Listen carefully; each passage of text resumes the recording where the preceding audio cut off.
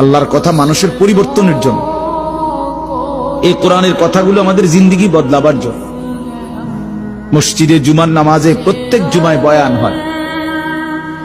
এক বছরে 52 সপ্তাহ, চিন্তা করে দেখেন, একটি বছরে 52 সপ্তাহ। তাহলে 52 সপ্তাহ ইমাম সাহেব আপনাদের জন্য নসিহত করে।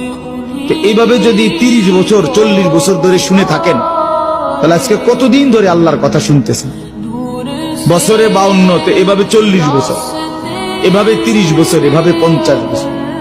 অথচ এত লম্বা সময় আল্লাহর কথা শুনবার পরেও এখনো মিথ্যা বলা ছাড়তে পারলেন না।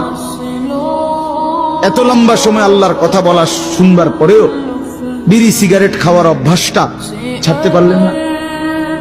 এত লম্বা সময় আল্লাহর কথা শুনবার পরেও চা দোকানের আড্ডা বন্ধ করতে পারলেন না।